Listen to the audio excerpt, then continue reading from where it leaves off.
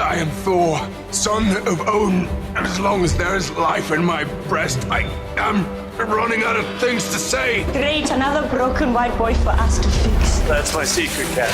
I'm always angry. You took everything from me. I don't even know who you are. With great power comes great responsibility. I can do this all day. Wakanda forever! And welcome, Internet, to another episode of Views from the 616, the blackest MCU podcast in the multiverse, powered by For All Nerds, where we talk about everything in the MCU from the perspective of people of color. And it is one of your hosts, Tatiana King, a.k.a. Fax the Destroyer, the coldest winter soldier ever, Tesseract Thompson, Schrodinger's Cap, Little Vision Vert, and the Wicked Witch of the West View. And as usual, I'm joined by my lovely co-host who always has the freshest spectacles on. Let them know. Thank you very much. It's your boy, DJ Ben Amin, a.k.a. the Off-White Panther, the Power Toker, the Lawn Swordsman, Armand Duquesne the Fifth, the Fifth, Black 2, the Black Watcher, Black Tom Petty, Karen Civil War, Grandmaster Flash Jordan here in the spaceship. I will never get over Karen Civil War. Like, there's just nothing more perfect than that. I'm sorry. Never get over that. That was 2021 in a nutshell right there, boy. Wow. Well, we are hurdling through to the end of 2021 because it is really almost 2022. I can't freaking believe how fast this is going. I felt like I woke up in the pandemic, I blinked, and now we're in 2023 almost. So, yeah. But while we lament the passage of time that we cannot measure, let's talk about something that we can measure very well. That is Hawkeye. That's why we're here. We're here to discuss and review and recap episode 4 of Hawkeye, titled Partners. Am I right?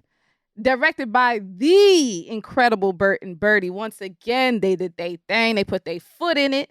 I honestly see a marked difference when they direct an episode versus when they don't.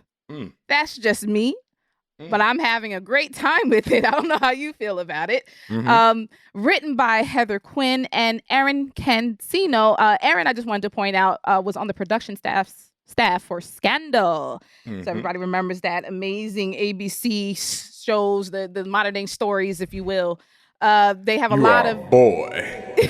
You are a boy. The famous line. But one of my favorite shows of all time until like that last couple of years. I don't know what happened there. Anyway, point Most is, shows, right? I don't know. That's like going. You can put like any show into that right there. It was great until I don't know what the hell was going on, but I wanted to mention that because that show was very well known for the dramatics, and this episode had lots of dramatics in it. Ben, I mean, what you think of this episode? Oh, I loved it. Right away. Let's just get that out the way. This made me go on Twitter and say, is Hawkeye one of the best shows that the MCU has put out? Wow, that's saying a lot, Ben. I mean, it did. Is your love of Kate Bishop clouding your judgment, or is this just truly my love of Haley Stanfield and Kate Bishop might be clouding my judgment? Let's keep it facts. Let's keep it a buck right here. But Ben, I'm not gonna hold you, but I love me some Kate. Yeah, I'm gonna keep it 100 right here, and I love me some Echo. But at the same time, I was just thinking about it, and it's just really interesting what the MCU has done, like in a short time with their series, right? You start with WandaVision right out the bat, one of the weirdest shows, but also like a big meditation on grief. A show that was great up until then you go into Winter Soldier, which is more grief. Like, all these shows have been dealing with the blip, but they're all so markedly different from each other. Winter Soldier is a straight up action flick, all this stuff, but also one of the blackest shows and blackest things the MCU has put out. Then you had Loki, shout outs to Kate Herron, of course, which was just incredible on every level, took a lot of risk, and then opened up the MCU in a way that we probably were not ready for, introducing Kang, He Who Remains, all that. And now you have Hawkeye, and it's just little Christmas show, but has so much heart, so much character growth, and some incredible action, a lot of great references, all the things that the MCU does so well. Oh, man, it's just hats off to them. But yeah, I would say that Hawkeye is up there, and to me might be one of my favorite things they've done. Yes. favorite Disney Plus show? Are you saying this is your number one Disney Plus show so No. far? MCU Disney Plus show? No. What's your No. number one? Oh, it's tough. But My number one's Loki. Yeah, my number one's probably still Loki. But is that because we love Kate Herron so much? No, I love Kate Herron. Thank you for everything, Kate. But I Yes. don't love it because of you. I love it because of the story. I love it because of where it went when it Yeah. comes to opening up the MCU. In fact, I think in many ways it's more weird than WandaVision because it touches on so many subjects and topics that are many miles above what normal, like regular everyday people even discuss about and can even fathom. Remember how we talked about that whole thing about how higher level beings view, you know, the world and time and all this other stuff. So when you start getting into those types of discussions, then you're in the metaverse of your mind, right? So I love shit like that. So no, I that's why I really love Loki. But that being said, Hawkeye is shaping up to be better than what I thought it was going to be because I wasn't really feeling it the first 2 episodes, but I was fucking feeling it on episode 3. And yes, this episode I liked as well. So with that, let's just get right into it, Ben. I mean, into the themes of the episodes. Huzzah! And the first theme I wanted to touch on is the truth. Tell the truth. Tell the truth. With You an can't S. handle. Yeah, all that. So, All that. listen, this is important because you and I particularly have always talked about this. Can I say I called something? You about this truth definitely thing? called something. And Yeah. I already know what you're going to say. If you want to say Yes. it now, you can, but I already know what you're going to say. I mean, let's just get right into it because I told y'all my girl Kate was way too smart for that shit. You know, that she was no dumb idiot sitting across from this man who was a mass murderer. She knows what the deal is. But, you know, she just didn't want to accept it because that was her hero. I told y'all. You know? Yeah, and that's what you saw a lot in this episode, right? Just the truth being told, but also the acceptance of the truth. And exactly as you said, Ben, I mean, Kate coming to terms with, this guy and this hero that, and you notice every time, like when she was like, you're the Ronin, aren't you? And you notice that every time he finally took accountability for what every line almost, she had a counter to his line. He says, for example, she says, you protected people. He said he hurt people. He said he was a weapon. She says, you were a hero. Like, notice she always has a counterpoint to everything he says. Yep. And she says, well, those mistakes are behind you. He says, no, those things are still tied to me to this day. And again, this is where I'm like, finally, MAGA man, you came through with understanding your place about what the fuck you did. I just want to say, I was rewatching it and my man was like, I had people aiming me at the targets. And when I He said didn't, the right targets. the right targets. And so then when he didn't, turned into MAGA man, just went around killing Japanese and Mexicans. Like the racism just jumped out of him as soon as he was like, it's like Kate was like, he's like, people deal with the blip in different ways. You became a racist? Like, Yeah. And it's interesting when we talk about things like when people have to tell the truth, when you get to a point, especially when you tell a huge lie, you got to constantly do lies on top of those lies, on top of more constructive lies in order to keep it going. And it's going to come crumbling down. It always gets found out. And a lot of people in this series is flat out dead ass lying. Eleanor fucking lying. Jack fucking lying. Kate in many ways has been fucking lying. Like everybody. And we're coming, especially because there's only 2 episodes left. You're coming to the turning point now where people got to start telling the truth. People got to start really coming to terms with that and believing in the truth, right? That's the other part of it. Like, you know what it is, but you don't want to believe in it because it will hurt too much or it will sully the vision of what you think your hero should be. And I love that convo between her and Clint because not only did, she know it and she already knew what was going down, but it's also like how you said, not that she was trying to defend her hero, but also that she was trying to just make it where it's like, you're not nearly as bad as you seem. Like you did all the good in the world as well. It was definitely defending. It was both. It was both. But also, I like that she came to acceptance and not where it's like, okay, you're some monster. You went, she's like, I also just blew up a van full of people. So what can I say about people? But everyone has shades of gray, right? Yes. And that was great. I love that for that, for her and for him. How did you feel about Clint coming clean? Because you are, pretty famously famously like not a fan of Hawkeye Clint Barton, of this version anyway. Yeah. I fuck with him in the animation, but Mhm. I was just like, finally, I was like, all right, great. Like I didn't, what's the word I'm looking for? Compassion? I don't know. You didn't Like, have that? I didn't go, oh man, you finally came through, son. Good job. I was just like, all right, finally, let's get to the point. Let's get to the heart of the matter. And then, because me, I'm a solution oriented person, right? Mhm. Like, I understand, like, sometimes people want to say the feelings and how this affected them. I'm like, all right, cool. How are we gonna fix this? Mm. I just want to know how are we gonna fix this? How are we gonna go moving forward? How are we gonna make shit better? And that's really what I'm waiting for. So when he said this, I was like, all right, finally we arrived at where I was. I'm at stop 52. You were still at 2 for like, all these years. Let's go. Let's get it moving. But anyway, that's how I felt. Okay. Yeah. Yeah. I really loved that scene. I'll say that, and so I really felt I didn't feel for Clint, but I did. I felt for her. I felt for Kate. I felt for Kate, of course. You saw the pain. Yeah, you saw the pain. And I felt for Kate throughout this episode. We're going to talk a bit about family in the next part, and there was a lot of feelings in that part. Mm-hmm. But I really felt not for Clint, because he has way too many victims to feel for, but it's like, yo, this is what I was trained to do. It's kind of like how when you look at NFL players and they're like, it's like, don't be violent, when all you tell them to do is be violent all the time, or at least when they're on the field. That is like their goal and intention. Like my boy who's a former player, he was like, yo, I don't want my son to play football because I know I'm raising a gladiator. And he's like, I'm good on that because I know what I am, and he's like, I don't want my son to have that mentality. And so it's like you tell them to not be violent. And basically that's what they're telling Clint. Yo, don't be violent now. Be violent when we need you to be violent, but don't be violent the rest of the time. That's a good point. Yeah. And it's like, that's why when you see how football players are and you see how military men are when they come home, they've done all this stuff. And then you're like, okay, just go chill at home. But just 5 minutes ago, I was shooting someone, Mm-hmm.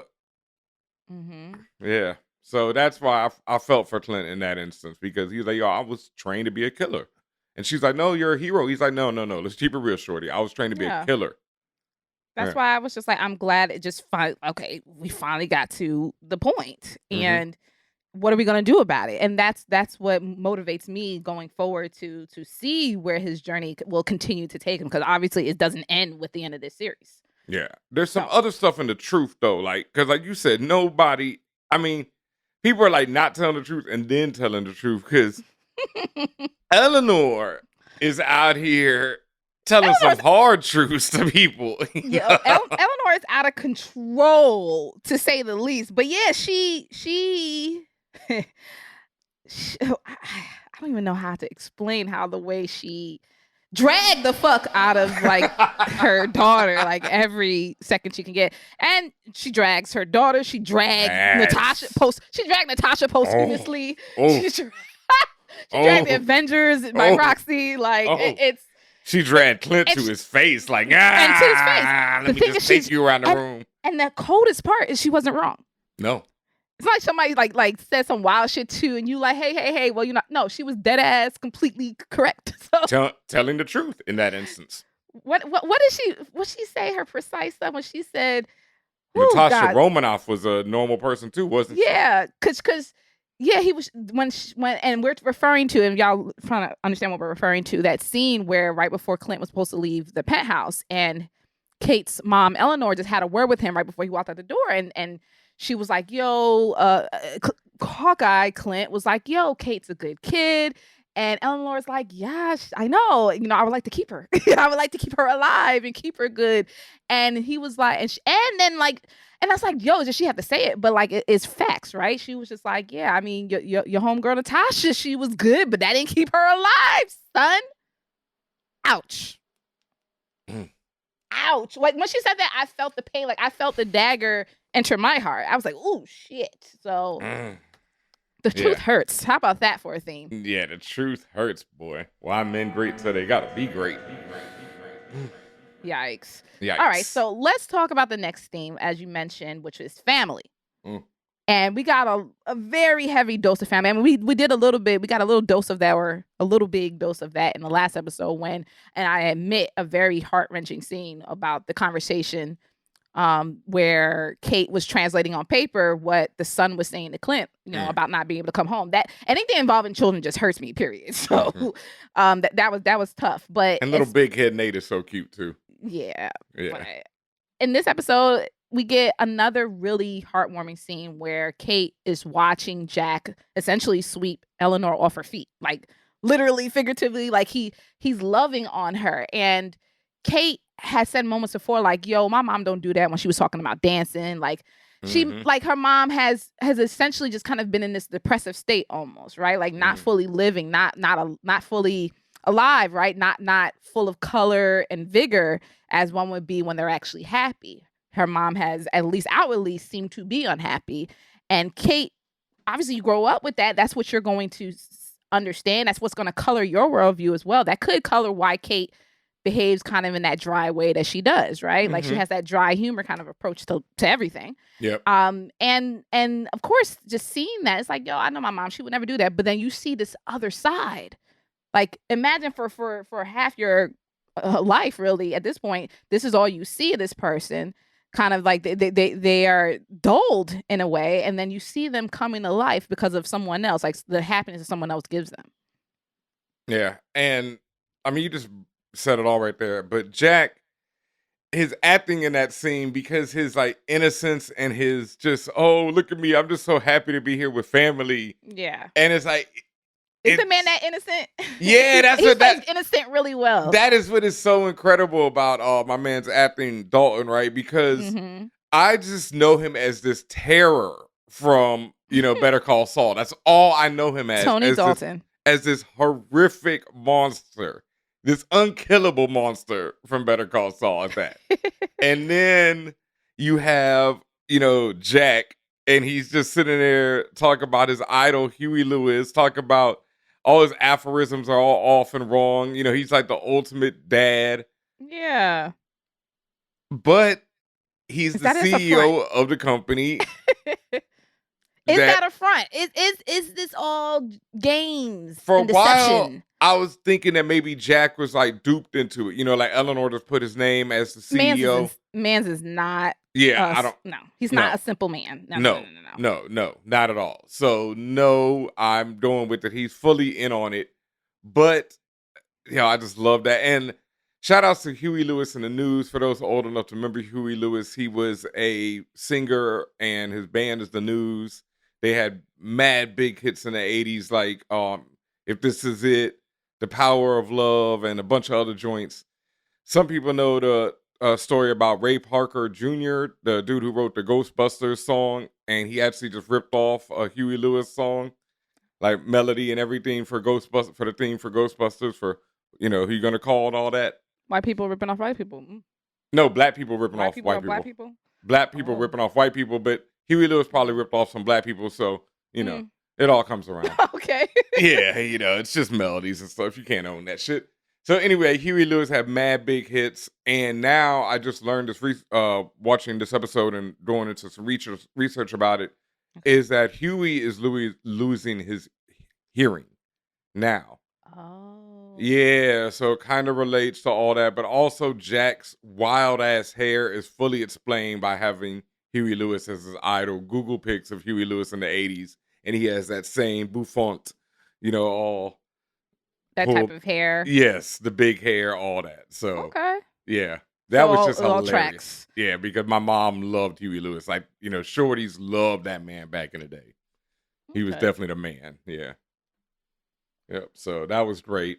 But yeah, it was just like, this guy is such a goofball, but he's not. We already know he's not. I mean, he's very effective of coming off of very lovable, right? Yes. And very relatable in his innocence. Like you said, he has the, what did he say? Like he kind of says like that life was like a box of chocolates line. Yes. Like, but he says it wrong. He's all like, kind of wrong. You never know, like your heart's gonna die. Something he said. Yeah, that was wild. Your heart gets, the line your heart gets older. Absence makes the heart grow fonder. And he said makes the heart grow older. Yes. Yeah. And then that was so great seeing that in Kate, like seeing Kate enjoying her mom, like you said, but then also being inspired by Jack saying Mm-hmm. it's better that I'm here with family than being alone than go to Yes. see Clint and bringing some cheer to him Yeah. and having And another great family moment.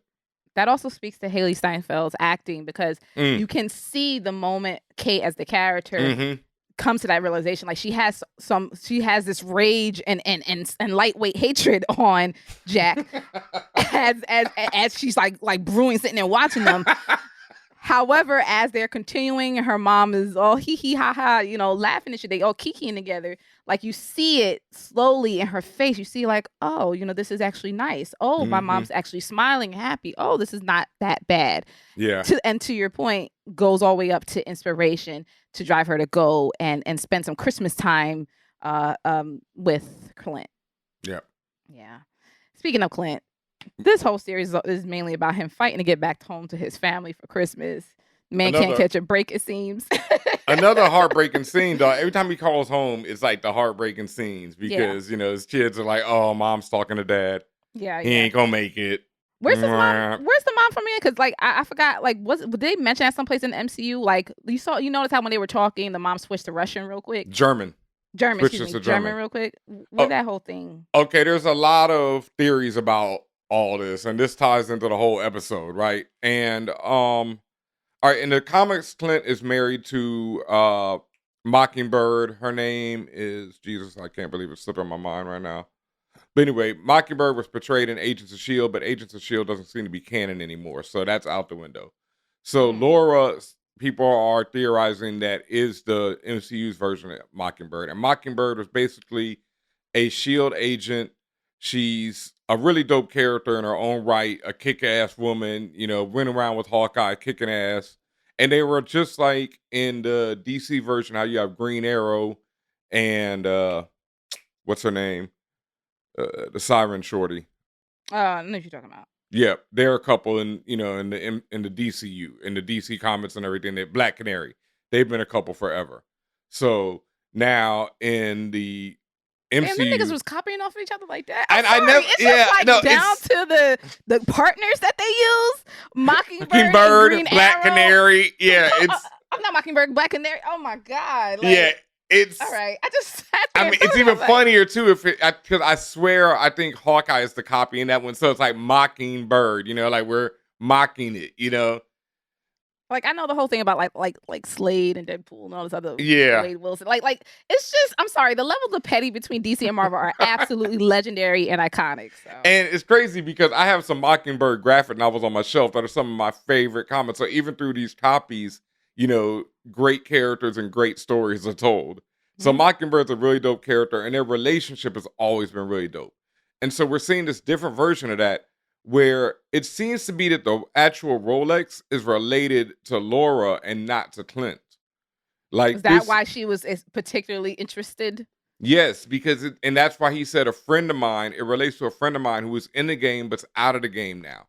So what we're seeing now, and this was also something that was in their first introduction, was kind of Tony makes a joke out of it. When he walks into the house, Tony's like, oh, she's an agent of some sort. And so that's what it seems to be, is that Laura is actually an agent of some sort, probably for S.H.I.E.L.D., Somebody. Don't nobody switch up like that. People said maybe Black Widow organization, but I'd lean more towards S.H.I.E.L.D. Yeah. And so she's a former agent. The watch is her watch. That's why it has this tracking device in it, because to make sure if anything ever happened to her, she could be found, right? And that's how Echo is getting the names of the whole family, and knowing everybody by having this watch. And that's why the watch she was like, and that's why he was like, yo, I thought the watch was destroyed. And she's like, about that, just like your suit. Yeah. That's so plausible. That's why she flips to German, is the big theory out there. And that's pretty much what I'm going with. It's not that she's just German. No. Laura's definitely about that life. That's the other thing. We've already seen that. In the last episode, she was gathering information. She's gathering information. In this episode, no, Laura's about the life, Big time. She knew about Clint's past. She wasn't just like, oh my God, my husband. Because that was always my question. Like, what's going to happen when they come back from the blip and they see their husband, or her husband is a murderer? And she's like, "Oh, my husband's always." She was been a already murderer." with that shit. Yeah, that's forget the blip, but like before the Ronin, he was already doing that wild shit. Yeah, and then that's another theory out there is that the Ronin Identity is who Hawkeye was before he was with the Avengers. Like when he was working with S.H.I.E.L.D., he was wearing that Ronin suit back then. Like that flashback that we see in his head when he's thinking about shit and you see him murdering some other cats. They're saying that might just be from when he was an agent of S.H.I.E.L.D. So it's like he was Ronin, then he was Hawkeye, and then he went back to Ronin, when he decided to go back to the murdering. And that goes with the comics as well because Hawkeye has been, just like he was Ronin in the comics, he's been other names. At one point, he was Giant Man. He stopped being Hawkeye, took some Pym particles, and became Giant Man because dude wasn't using the Giant Man name at that time, Ant-Man. Oh, you're not using this. Let me just borrow this real quick. And that's the funniest shit. Ant-Man has had so many names. Like he was Ant-Man, then he was actually Giant Man, because he learned to grow. And then, I Not think clever enough for you. then he was Goliath after that, so that's why there was a black Goliath. Because that's the only way to distinguish the black man. Yep, and then he was Yellow Jacket. Right. Yeah. So Hawkeye at one point was Goliath, and then went back to being Hawkeye and Ronin and all that, and so it made sense that might have been a flashback, and that's why going back into this other theory going around that was not Ronin Hawkeye who killed Echo's dad. So who the hell was that? Jock, the swordsman. Is that why he's already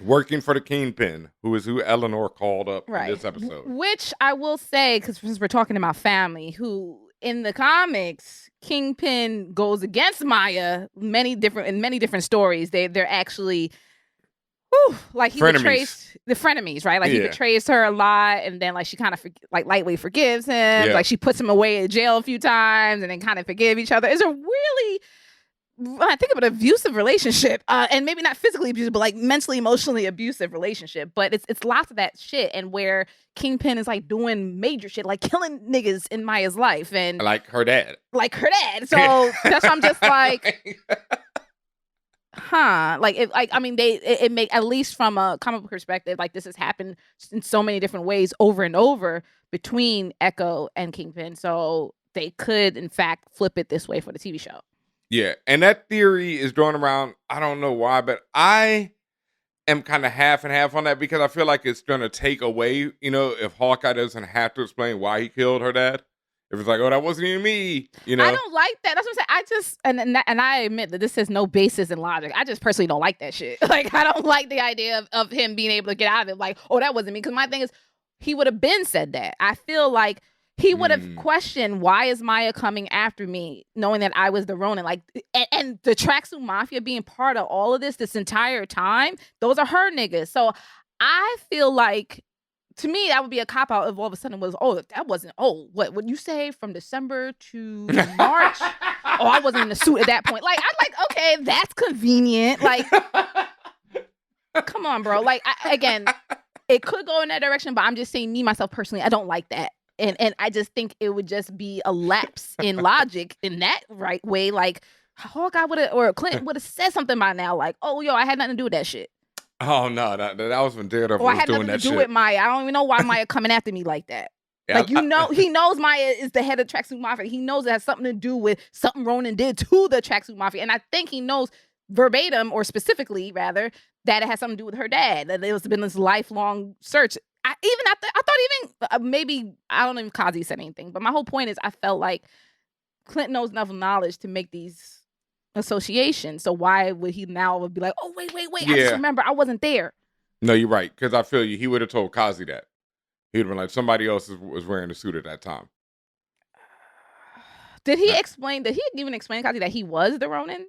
He said, but he said she's chasing a ghost, and you know that. Well, yeah, chasing a ghost, but telling someone else that, yo, come get your mans because they chasing a ghost is different from saying outright, oh, that was me. No, because if he says that, Kazi's going to try and kill him. Right, so... Yeah.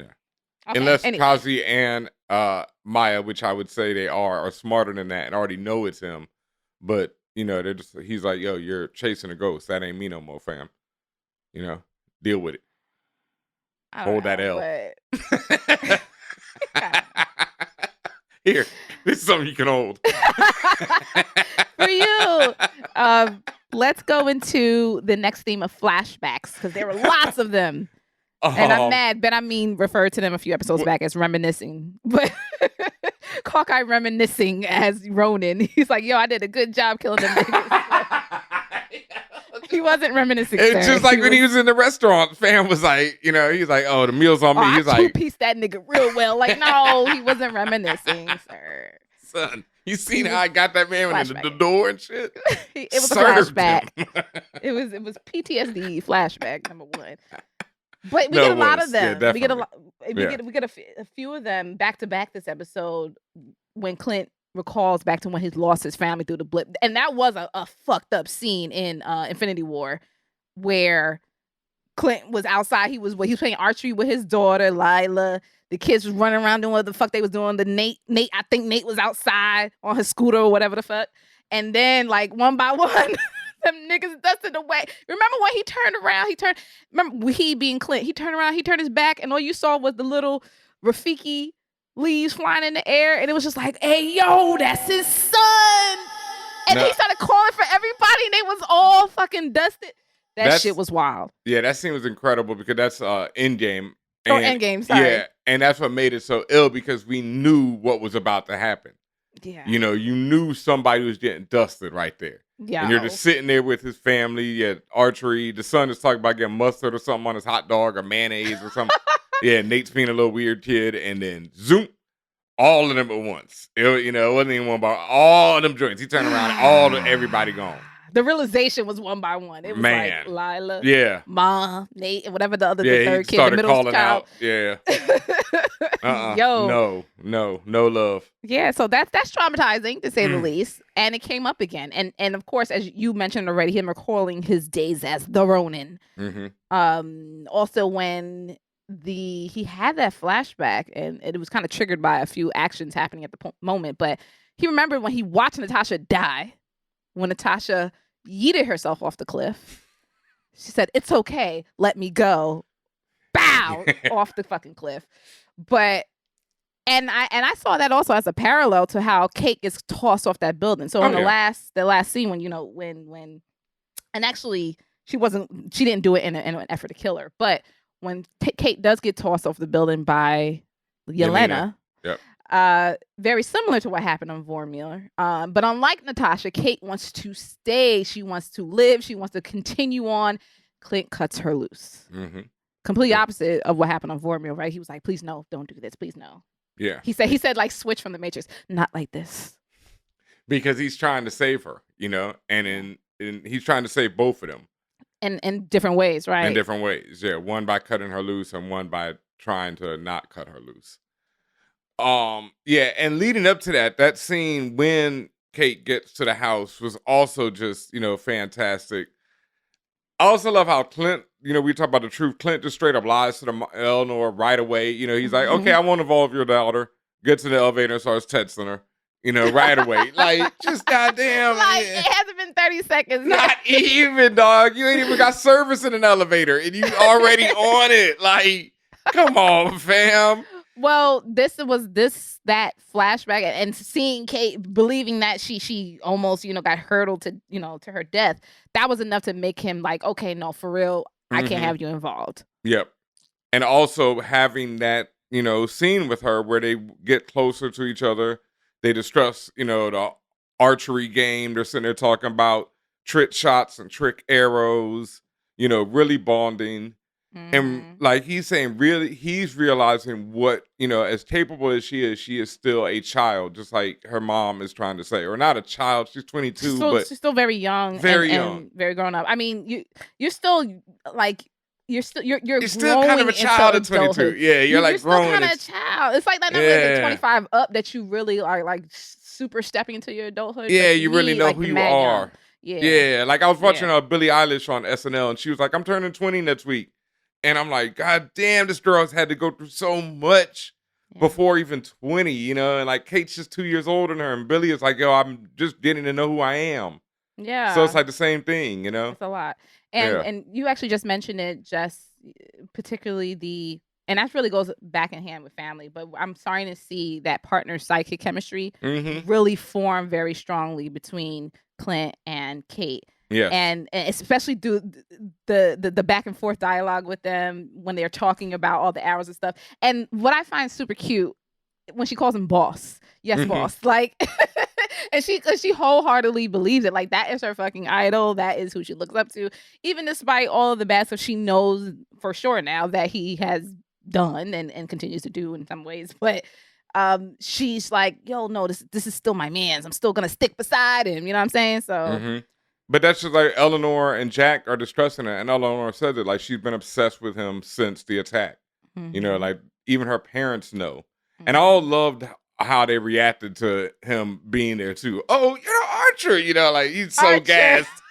Like, she's like, what is an Avenger doing in my house? You know, even though she lying through her teeth as always. And honest, that whole thing felt like an act. I didn't believe that they were like, ooh, wow, an Avenger. It's just something about the way both Eleanor and Jack interact with each other, but also to other people. And it was, for me, it was heightened. And I'm an empath, and I just feel it. Something felt off. I'm like, y'all niggas is lying. Like, y'all not really that excited and like, oh, wow, an Avenger. Like, it just felt disingenuous to me. I was just like, yeah, yes, it's a surprise that, oh, Clint Barton's in your house, but y'all niggas don't really care like that. If anything, you're worried about what's he snooping around your shit. Yeah, because if Kate hadn't shown up, their reactions would have been a completely different story. Well, yeah, also because it's like, why the fuck is Clint in my house? How would he get? There's no explanation. Like, if they walked in and it was just Clint, what's the explanation for Clint being in the house? Whereas this nigga's onto our shit. We got to kill him. Right. That's what it is. Shit. Yeah. Whereas, you know, even though she was lying, it was clear she was lying. Kate was explaining it away. And not even that. Kate's there. They can't murk, you know, Clint in front of their daughter. You're right. Not and that's yet. what I'm saying. Like. And that's why I said I feel like it was. And thank you for saying that, because that just revealed the other part that I meant to say. That's why I felt like it was disingenuous, because when Jack had the knife to Clint, he was standing in front of him for at least a full 25 seconds. He saw the man's face. He saw if he knew who he was, and it wasn't until Kate jumped up and said, "No, that's all." When the recognition was there. Oh, it's an Avenger. Yeah, no, my nigga, you knew who he was. You was gonna skewer that nigga like a fucking barbecue. Damn sure You was. just decided, like you said, oh, Kate's here. We can't do nothing wild. Let's chill for a second. Like, no, you knew who he was. Like, I just felt like that, and that's what I mean. I just felt like that all of a sudden the recognition, a little too much, too little, too late, rather. Yeah, no, definitely. So why? Okay, now I think I'm gonna stick with you and say that that is Ronin. Like, you're just staring at somebody with a knife and you don't recognize who he is, but then someone says it 2 seconds later. Oh, that's so and so. You're like, oh, okay. Yeah, no, it's definitely he's fraud, faking the funk right there. Yeah. But the other question that's out there is like, why did he want the Ronin sword then? Is it just because he is a swordsman? That nigga just loves him. He got swords everywhere in the crib, on the dinner table. Like, my man got swords. Man's obsessed. So that could just be it. Yeah. Could it be that simple? It's Marvel. I don't know, because it's like, otherwise the theory is that he needs the Ronin sword because he was Ronin, you know, and it's like, well, I got to get the sword back. Why though? Because he didn't want Echo coming for him over it. I don't know. Why would Echo even make that like connection? That's what I'm saying. Why? Yeah. If you go with that train of thought, why does he need the sword? I don't see how that would tie him to anything. I don't. You didn't have it all. Remember, you didn't have it all this time. So what does it matter that you have it now? If you were in fact the Ronin, what changes? Nothing. So that's what I'm saying. It don't make no sense. I really hope they don't go down that path. Please don't go down that path. And it also don't seem to be the case, because Echo wanted the watch, right, from day one. So she knew the watch was connected to the Ronin and to her, you know, who killed her dad. So yeah, and Jack didn't seem to give a fuck about the watch. Jack had no interest. So we shall see. Yeah. The final theme is what we talk about every episode, which is the Christmas time in New York. You have the Christmas stories and movies and the music that's playing all throughout every episode. You do see really quick on when they have the movie marathon night, Kate and Clint, they are watching It's a Wonderful Life. that Yes. old black and white film about, what if you were never born? How would the life be? And the guy goes back and say, oh, I'm happy to be alive. All that. Great. I gotta say that Jimmy Stewart plays the dad in that movie. Mm-hmm. And I recently watched Vertigo, where Jimmy Stewart is playing a love interest of a woman. It's like that man was already playing dads, and then it was like some Reed Richards shit, like Reed and Sue. Like dog, no, you should not be dating this woman in Vertigo. I was laughing throughout Vertigo because it's supposed to be a classic, and this dude is like 60 and the shorty is like 20, Yeah. It basically, so I'm laughing through this whole movie because it just did not make sense to me at all. Yeah. Okay. That classic Christmas movie. Not a Christmas movie. Yeah. Not what Ben Amin said, but in the episode of Hawkeye, episode 4, the classic Christmas movies, the VHS tapes, or the DVDs. I don't even know what she picked up. Yep. She had a bunch of VHS because there's her old ass aunt's house, right? So no, she brought them in though. Those were all DVDs. She bought the bootlegs on the street. You know how it is. Okay, cool. Yeah. And then obviously the ugly Christmas sweaters. Yes, and also the margaritas since they didn't have no eggnog. And but the margarita. I will say that her aunt, seems to be a party animal. Aunt had a freezer full of margarita mix, fam. She had enough of them, right? Enough where this man had them wrapped around him and they were still making drinks. This man, there was a lot of margarita mix up in there, Yeah, we also got to talk. We're going to get into it. We got to talk about what you drink those margaritas in. Have some questions there, but. Oh, that was hilarious. We'll talk about that. But I'd also want to say I've been waiting for my Die Hard moment.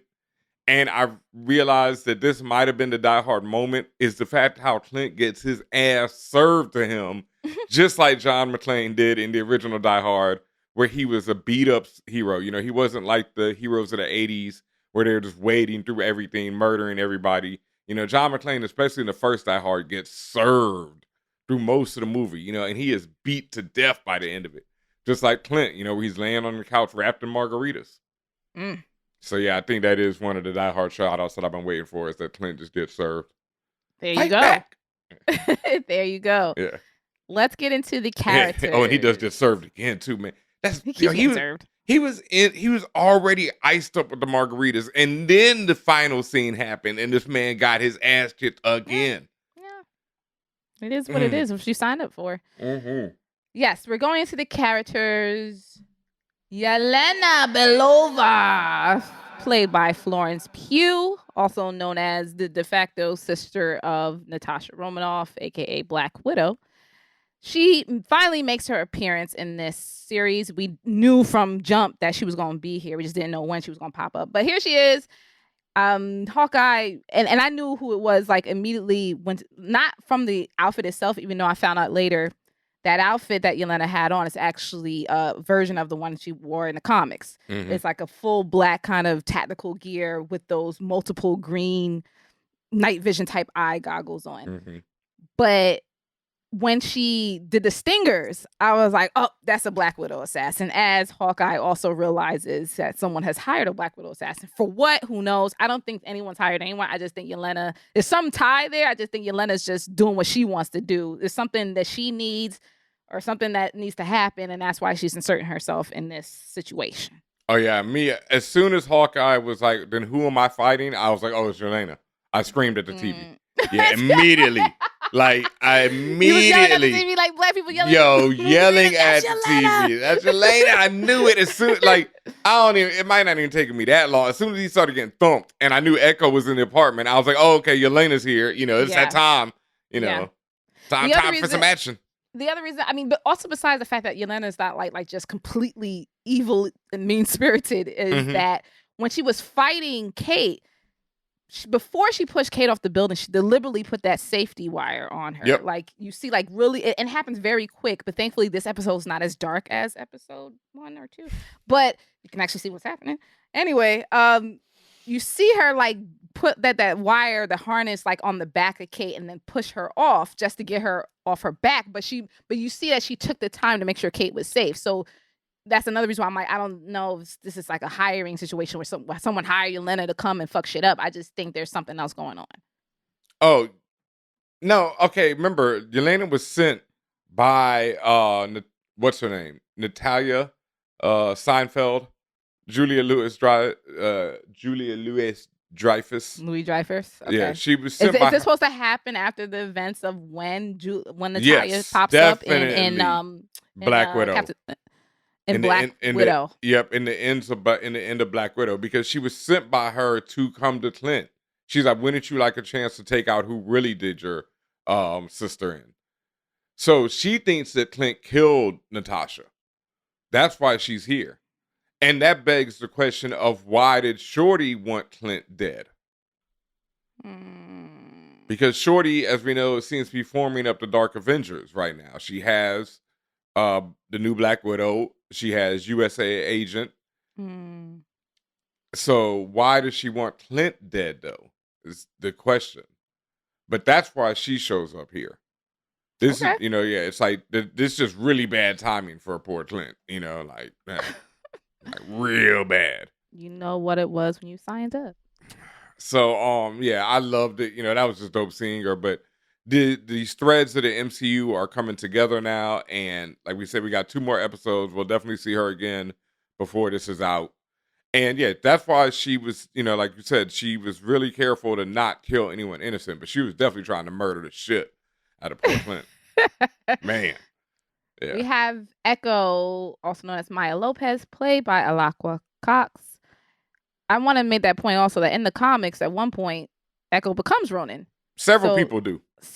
But Echo, particularly in this case, I want to mention Echo because it's very relevant to this show, but also relevant to the different storylines that we keep mentioning, that are in many ways derived from the comics, and also the fact that, and we'll see as the more Disney Plus shows come about, but like she does appear in the Moon Knight comics.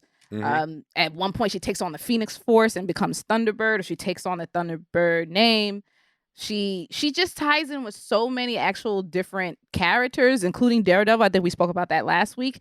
And this would be a very easy way to link the leftovers from Netflix, new Disney Plus shows, and all of the, as you mentioned, the threads that we have seen from the movies. Yeah. Echo first appears in Daredevil, and then she has dealings with pretty much all of those street level characters that we saw on Netflix, and who Moon Knight is also one of them, who we didn't get to see on Netflix, but we're about to see an Oscar Isaac show. Ooh. Echo already has. Oscar. Yeah, I can't wait for that joint. I can't lie, like, because Oscar's so dope, and Moon Knight is a really ill character. Hopefully they get it right. Oscar is such a zaddy. He really is. It is what it is. And Echo, I can't deny it. The man got the beard, the wavy hair. He's smooth. Yeah. Salt and pepper. Yep. So Echo has her own series coming. And even though it's still not confirmed yet, we pretty much seem to think that Charlie Cox is showing up in this new Spider-Man joint. So we just know that he's confirmed that he's coming back. Yeah, we do know that. Kevin Feige's already confirmed that. So that means he'll probably be in this Echo show, because Daredevil and Echo are just linked together. That's how it started, and why not? And Charlie, people love him. Are we gonna get Kingpin? Are we gonna get Vincent D'Onofrio back? Because the more all these new theories come out that I don't want to happen, the more we're getting away from seeing Vincent D'Onofrio return. Oh, the only two theories that I can go with as to who her uncle is are Kingpin or the dead father. Those are the only two I can go with. I haven't heard any, I don't know what else you've heard. I haven't heard anything else that makes any sense to me. Okay. And the dead father doesn't make as much sense. Anyways, we also have Kazi. Yeah, I don't think so. I think it's Kingpin, dog. Yeah. Kazi Mirzak, played by Fra Free. Is he going to do that typical jealousy arc? Because they kind of, to me, they were like tracking towards that. And I'm like, here we go. When Hawkeye first jumps in the car with him at the car dealership, and he's having that conversation with Kazi about, you just need to tell her to back off. Hawkeye, he does make it a point to tell Kazi how, he was a lieutenant for all these years under William, Maya's dad, and then when he ran the org, and now he's under Maya for all these years. And you kind of see Kazi make this face like, yeah, nigga, I've been in middle management for 10 years. So I'm just like, oh, they gonna do that? Or are we gonna I don't think so, because I think he's so loyal to Echo, to Maya. Okay. Like, they've been friends since the beginning. He knows about her dad. He's probably super loyal to her father. So I think Kazi, that's just the role he plays until, you know, if Echo leaves the Tratsu Mafia, then Kazi will probably take over. And that's what I see happening in this. I see Echo leaving the Tratsu Mafia. I see Echo either becoming Ronin or fully, you know, like adapting her own identity, and Kazi becoming leader of the Tratsu Mafia. Right. Yep. Do you have anything additional to say about Kate Bishop, played by Hailey Steinfeld, who we both love and enjoy? We said a lot about her already, but anything else you want to add? Her shirt that she's wearing, the Laika shirt with the Russian shirt, is a tribute to the Laika, the space dog, the first actual Russian space dog, not the Russian space dog from the comic books, who is based on that. Cosmo is from the Marvel comics, and he's based on the female dog who was shot into space by the Russians. And that's what her shirt is. And she's also wearing that shirt in the comic books. Right, the exact one. Yep. And also their conversation about the boomerang arrow comes from the comic books, where in the comic books, Clint is trying to defend the boomerang arrow, and Kate is like, "What the hell is wrong with you?" When she said it, I immediately laughed, like, "But it's gonna come back to you." And then she said, "Dodge." When she said "dodge," I said, "Girl, shut up." That line reading was so good. Like, you'd have to dodge, you know. She's like, no, because she said it like with earnest, like she was dead ass, and I'm like, yo, that's the dumbest thing I ever, yo. Like, she knew it was, but she was just trying to, you know, still like, well, you know. But it's stuff like that makes you realize again, yo, she's mad young. Like, yes. Like, not to say that older people can come up with these ridiculous ideas, but like she's mad young because she believed that, like, well, what if we try this? And it's like, yo, think this through. That's the thing about being young, right? You don't necessarily think it all the way through to a natural conclusion. You just think, oh, this is a cool idea. So it was like just another reminder, like, yo, she's still learning. And she's not jaded by experience either. Yeah. You know, because Clint is like, okay, you're going to stay onto the place, rappel down, all this. And she's like, I'll just walk in with this man, you know, take his groceries, and I'm good. You know, she just believes things will work for her because she, you know, hasn't experienced anything not. So it's like, okay. Yeah. And she has faith in herself and all that. And it's all those things that, are, you know, we love about her, and that, you know, why she's really quickly becoming one of my favorite characters in MCU. I mean, like I said, I was predisposed from the comics, but they're doing her justice on this show. Hailey is killing it. Oh my God, a Young Avengers show now would really do something for me. I mean, it already would, but, you know, to see her with some other characters, yeah. Clint Barton, Ronin, Hawkeye, played by Jeremy Renner. He is, at this point now, he's going to give tough love to the kid being Kate, to keep her safe. But we know Kate's going to do what the fuck she want to do anyway. And she was definitely hurt when he was like, nah, son, you can't play with me no more. But she's going to come when she needs to. He's going to find himself in a pickle between a rock and a hard place, and here going to be Kate to save the day. Yeah, with some new uniforms too. Oh yeah, because she has friends with the LARPers of New York City now.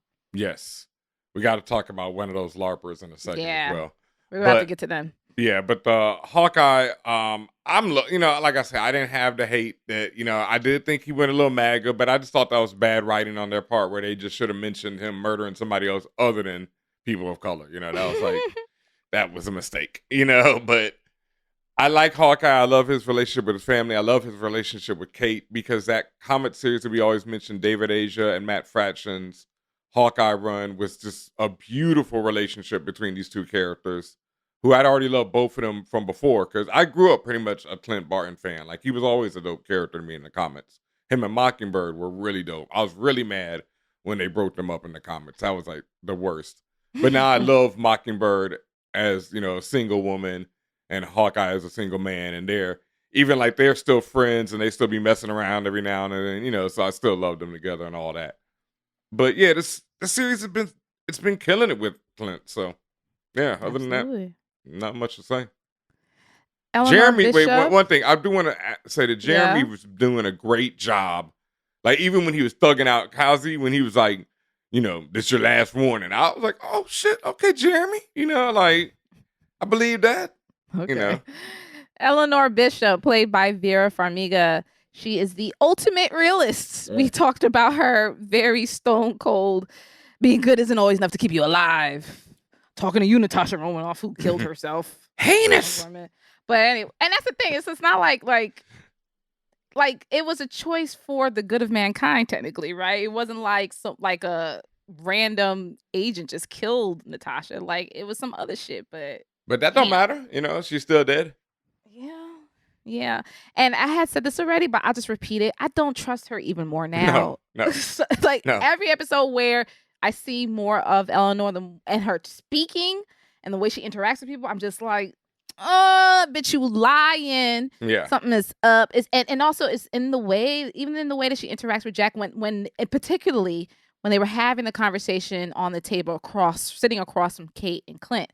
Like, and this is just good. This is good direction, right? You see the two characters of Jack and Eleanor sitting generally very close to each other. Mm-hmm. You see that they're united front with whatever they're doing. You notice that you see the very sharp blade of the samurai sword in front of them on a table. Like, they are in the power kind of attack position, Mm-hmm. and they're clearly up to something. That's just the energy that I got from it. Yep. Whereas Kate and Clint, they're still learning how to be, in many sense, partners, even though Clint was trying to get away from that. They're going to be partners, right? But they're not really, not to say they should be on top of each other, like they're not lovers, but No. they're also not really sitting that close to each other either. So Yeah. you're just seeing the dynamics between the two of them. And it's also, again, when it comes to character building and tone building, when you notice things like that, because then they also give clues to how the characters are really moving despite what they're saying. Mm-hmm. And that was a really great point, because when they see Clint and Kate, you don't see the sword in that shot. You only see the sword in the shot when it's on, them. And like you said, they're sitting further apart. It's all those little things to let you know that something ain't right. They're in on it. And these two are unified in whatever that ain't right. Yeah, definitely that. That's a strong relationship, man. Because they unified in that dirt, I feel. Yeah. Because and also, again, now this is more of just personal as opposed to just logical. I'm just like, yo, like, if it comes out like, oh, and Eleanor was this innocent damsel, I'm like, so now you're like writing away the agency of the character if it comes to that. Like, oh, I didn't know any of this would happen. Oh, hell no, like, she ain't innocent. She called up somebody and said, I need that work done. Okay, cool. Yeah. And the question I just want to make sure we're not going in that direction. That would piss me off, royally. No. And the question is, because that's another point somebody made. Did she call up, why can I not remember her name? Valentina. Did she call up Valentina and say, yo, bring in Yelena? I know where this dude is at? Or did she call up Kingpin to bring in Echo, or to warn him, that they're on it and, she needs to deal with him, or he needs to deal with him? There's another hint about Kingpin in this episode when Hawkeye's talk about how he doesn't know whose name it is. Because that's the same thing Daredevil Matt went through in the series. He never knew Wilson Fisk's name. Nobody said Wilson Fisk's name, for that matter. They always use the euphemisms that, especially using comics, to talk about Fisk, about Kingpin. Particularly in this one, when they're talking about Jack, who we learn is the CEO of Sloan Limited. Yep. Hawkeye, when he was on the phone, I think he was talking to his wife. He was talking to his wife. He was like, "Oh, he's money laundering for the big guy." Yep. The big guy is a reference to Kingpin. Yeah. Now, they could just be slapping us in the faces with all these Kingpin references and it means nothing because Marvel likes to fuck with us. Or it could just be like, yo, Kingpin's around the corner. Yeah, but that's the thing. On these series, they haven't really done that. That's what, like we pointed out before, like on Loki, they leaned into Kang being at the end. And we just couldn't believe it because we were like, yo, that'll be so crazy. And then it was just that crazy, and it was also because he came to kill the devil. Yo, Johnny Page is a beast. What was the first line? Like, wow, isn't this surprising or something like that? Like, just come on now, just yelling at us. But that was the problem because WandaVision, everyone started coming up with all these theories. And so when those theories didn't come true, including us, Mephisto, etc. And then when those theories didn't come true, we started thinking that's what all these series were going to be like. Oh, they're going to lean into something and then it ain't going to be there. But they haven't done that, and they didn't even do that with WandaVision. That was just more theories.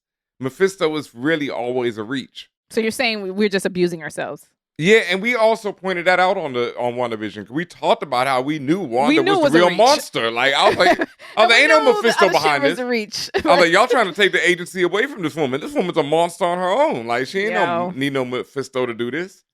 So I don't think they're reaching. I think with the reintroduction of Charlie Cox, of course you're gonna have to bring Kingpin back.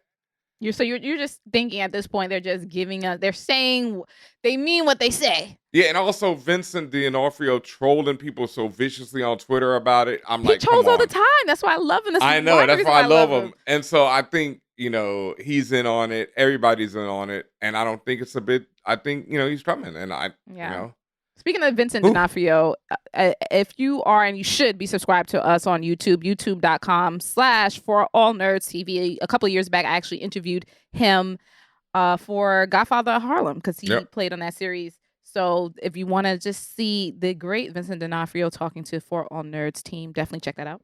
Mm-hmm. Just a little plug there, pluggy plug. Real quick, make sure you're subscribed on YouTube. All right, Ben, to close this out, let's talk about the Easter eggs and inspirations. I mentioned that they were drinking a lot of margaritas, and they were drinking it out of some special, or at least one very special cup. We see it again, this whole Thanos, depending on where you're from in the world. Thanos was right, Mug. What is this Thanos was right movement that we saw earlier episodes on the toilet seat, then we see again on this mug? That's the first question. And the second question is, why does Kate's aunt have this dishware? Does she believe in the whole Thanos was right theory? Like, what's going on? Well, the funny thing is you can actually buy that mug in real life. I think Marvel I think Marvel actually put that out. And maybe look, like I say, Kate's aunt is a wild girl right now. We've established that. That is one thing that we know about her. She was living that movie star life. Perhaps she was like Nancy Reagan back in the day. You never know. You weren't on Twitter for that? You missed that one? Anyway. I saw a little piece of it and I said, nope, not today. And I just closed down the app. No, thank you. Yeah. I was a day late. Otherwise, I would have been talking about Nancy with the neck. But anyway, Kate's aunt gets down, is a party girl, and she's like, yo, maybe like me, he wasn't wrong, is how I feel, I don't know about right. Stephen A. Smith, you wasn't wrong. Did you have to say it like that? Yeah, that's how I feel, he wasn't wrong. It's just like Killmonger, he wasn't wrong, I don't know if he was right. Genocide wasn't wrong, right? I mean, but just again the genocide jokes. Here we go again with the Thanos genocide joke. I see this is a repeating thread in all of these Marvel properties. It wasn't wrong. That's all I'm saying. Shit. Agent Smith wasn't wrong. Was he right? No, but he wasn't wrong. Yeah. Oh gosh. Just more when it comes to when you loop in previous stories in the MCU and the relationship between Natasha and Clint, when he's talking, who was he talking to? Kate, when he was like, yo, the best shot I ever took was the one I didn't take. And he was referring to when he was sent to actually kill Natasha, but he was like, yep. Nah, actually she it's clear that she wants to get out, but also she wants to be alive, and so sad times. Yeah, and that goes back to their relationship, and then him naming his son after her, and et cetera, et cetera. It all hurts. I mentioned the NYC LARPers. Ben, want to talk about this one special LARPer in particular? Well, actually, two of them, because once again, my man Big Grills returns, and as we see, Grills was cooking up a delectable dish in this episode, going back to his comic book counterpart who stays on the grill, stays cooking up something. And the other one, which I basically once again streamed at my TV, was Bombshell in her pink jacket. All right, Bombshell's another character I love just because it's so bad. And you're referring to the black woman cop. Yes, the black woman cop who was quick to do dirt, I must say.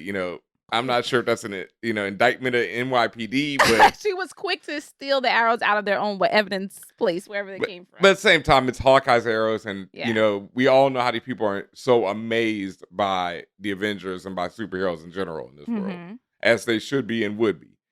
So, Bombshell is a character in the comics who is part of this group called the Death Throws, and they're a bunch of criminals who throw things. And that's pretty much death throws? Yes, like the death, like when you're in your the throes of death? Yes, but they are throwing death because it's a bad pun, because comic book writers love puns.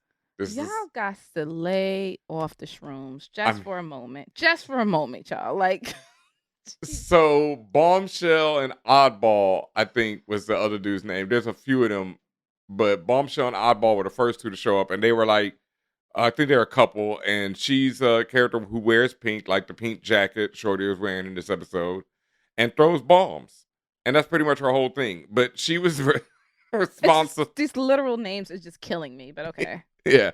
Okay. And she kidnapped Hawkeye and Mockingbird back in the day for this criminal named Crossfire, who was the one we who talked about Crossfire. Yeah, because he ultimately deafened Hawkeye, and that's how Hawkeye lost his hearing in the comics the first time. And I always loved Crossfire and them because one, Google Crossfire, his outfit is pure fire. It's so dope. Like it's like this red and white joint. He got a fire ass costume. And the first time I read about the Death Throes, they were in this comic where Clint and Captain America team up, and then at one point they have to switch weapons. Like Clint takes the shield and Captain America takes the bow and arrow. And I just always loved that issue. And these cornballs called the Bombshells, and they get served as they should. And that's pretty much it for them. The black woman cop in the show and in the comics, her name is Wendy Conrad. Yep. So that tongue-in-cheek reference about her bag being from her wife, and she wrote Bombshell on it. Yeah. That's who the person that Ben is talking about. Great. Yeah, so that was great. So I guess her wife is Oddball in this universe. Yeah. Yeah. Any other the Death Throes literal names or Easter eggs, inspirations, or ridiculous comic book references that we want to mention? I don't know about that, but I do want to talk about this fight scene. Sure. Because that shit was ultra lit, and I was kind of critical of some of not the action in episode 3, but the fight scene in the first 2 episodes weren't really doing it for me. It was too dark, so you couldn't even see anything anyway. Okay. But yeah, the fights, this one was super lit and super tense. When they kicked Kate over that hole in the roof, oh my God, my heart jumped like, whew. Did your heart jump? Maybe because I saw her latch on the hook to her belt. Not that scene. No, when they're fighting still, and she goes over the little hole that the gun fell down. Oh, that hole. Oh yeah, when she did that flip. Yeah. I was like, oh God, Shorty going down just like the gun. No, I thought she was going in the hole. I didn't think she was going down. I'm like, well, at the end of that fight, it would have been quick. Like, I know. L for you. No, I just thought it looked cool. They was really trying to go hard on the stunt choreography there. I love Yelena's little breakdancing spin move she did, like on her knee when she comes in with the sat and comes with the elbow. That was sick. She kind of did the superhero landing that Natasha used to do as well. That she clowned Natasha about. Mm-hmm. That was in homage. Yes, because her sister's gone, so she got to represent. And I just love that whole fight. I love Echo coming through when Kate is like, Yelena grabs Kate off the thing, but then when Echo comes with the double kick and kicks both of them, like, Echo was coming through like a fucking MMA fighter because when Kate tagged her with them arrows and she just said, man, fuck these Scooby snacks and pull them shits out. I said, this she woman's is about that nothing life. to fuck with. So Yeah. Makes me like Echo even more. So, hey. I think I could see Echo being part of this Dark Avengers team that Valentina is. That's the 2 areas I think that her series is probably going to go into, either some of the Dark Avengers stuff or like more of the street level stuff, and perhaps both. Yeah, because I could definitely see her being the anti-hero, villain character before going full hero if they ever do, because it seems that's where they're going. Like, they tried to kill Hawkeye, so it ain't like this is, they can just be like, oh, okay, she's good now. She got to go through it, to get there. Let bygones be bygones. Half the Avengers try to kill each other. So True indeed. But she's war. But what's her name is working for Valentina, and Valentina seems to be hiring quite unscrupulous people. Yes. As compared to the Avengers, who were like, for the most part, It was just a family disagreement. Well, no, I'm just talking about their scruples, and they didn't have many because they were, as I've called them all monsters. So that's what I'm saying. It ain't like these new ones is much worse. Yeah, I can't, U.S. Agent, the new Black Widow, they're pretty much Captain America, and no, Steve is definitely much more honorable than what's his name. Yes, we already know that Steve is different, but Natasha and what's her name aren't that much different. So. And Hawkeye was definitely out here. He just said it, killing people, whoever they sent him to kill. So the new Avengers, the Dark Avengers, ain't much You know, Steve Rogers was a white king, okay? yes, we know this. We know this. Just like Al Ewing, I would invite him to my picnic, and I don't invite many people to the barbecue. I mean, yeah, not to the picnic. You don't invite white people to the picnic. Oof. And then with that, I think that Words is the mean end. things. Words mean a lot of things. And we've said a lot of them for our review of episode 4, Partners, Am I Right? From Hawkeye on Disney+. Thank you all for joining us. As per usual, we love you. We appreciate you. And we adore you, really, because without you, we wouldn't be here. Everything that you listen to, that you watch, that you support, that we put out, it means everything to us. So let me give you a few ways you could continue to show your support. Make sure you are following us on the Twitch. That's actually the only way you're able to even chat. You have to at least follow us. So that's twitch.tv/forallnerds. We go live every Monday at 1 p.m. I don't know why I keep forgetting, like it's not every week almost, but every Monday at 1 p.m. we go live with our supporters. We're in the chat as we are live streaming this review. Make sure that if you can, that you also subscribe to us on Twitch. I got to mention all the time to the people who have Amazon Prime, you can connect your Amazon Prime account to your Twitch account and get a free sub every month. That means you just got to resub to whatever channel you want, but please let that channel be For All Nerds so you can get access to all the special emojis and all that stuff we have going on in there and other special privileges. Speaking of special privileges, you get a lot of them when you join our Patreon. Patreon.com/forallnerds. Doesn't matter what tier you're on, you get special things. Also, you get special access to giveaways and exclusives that we only give to our Patreon fam. So make sure you're on there. As always, make sure you are follow, subscribe, whatever that button says on your favorite podcast platform. You have to subscribe, follow, I don't know, whatever that button says, to For All Nerds. That's how you get to listen to Views from the 616. We are on every platform imaginable. Another major way you can support us is through our TeePublic. That is our merch store, teepublic.com/stores with an S/forallnerds. Ben Hameen is holding that beautiful For All Nerds logo mug. He has on the incredible, one of the newest designs, Wong Was Right. Shout out to the For All Nerds staff who wore their Wong Was Right shirts during New York Comic Con. I have on Would You Like to Fuck Around and Find Out shirt from our Loki group of designs. And there are this and more just beautiful things you can get on all sorts of products, whether it be tees, sweatshirts, phone covers, pillows, whatever you could think of, masks. You still should be wearing a mask. Get it on the mask again, teepublic.com/stores/forallnerds. And you can follow us on socials at Views from 616, at For All Nerds, at DJ Ben Hameen. I'm at Tatiana King. Anything else, Ben Hameen? Real quick, I want to give some shout outs. I do want to shout out J Phil. I don't want to say your whole name on here, but they messaged me on Instagram so they know who they are. They sent me a really dope message talking about how me and you inspired them. Aww. And they quit their job that they weren't feeling and are heading in a new career direction and going to school and all this stuff. So shout outs to you, J Phil, and shout outs to everyone out there who supports us in any way, shape, or form, like Tatiana said, because for real, that's what we do it for, is y'all.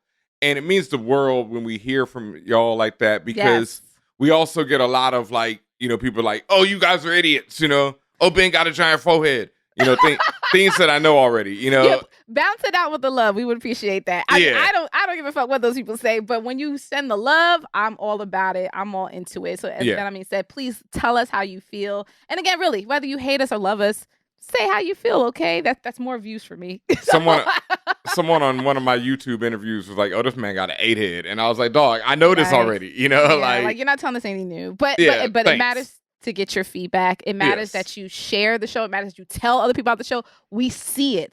We see y'all on Twitter using the comments I copped hashtag when you're sharing your picks for the week. Please use that hashtag. Use that hashtag when you're showing us graphic novels that you're reading, comics that you're reading, whether they're indie or established. Use that hashtag. That hashtag has been going strong for years. And if you're looking for something to read, whether it's for yourself or a family member, younger, older, whatever, hit that hashtag because there's so many good picks there.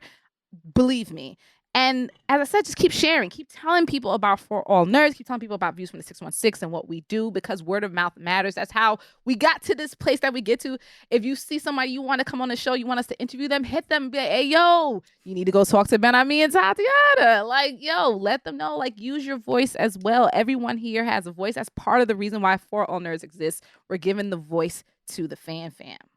Yes. And around this time, by the time you hear this tomorrow, I will have seen Spider-Man No Way Home. I'm rocking this Wonger's right to the joint so I can see Wong. I can put a Wong on your Wong. Yo, dog, I heard you like Wong.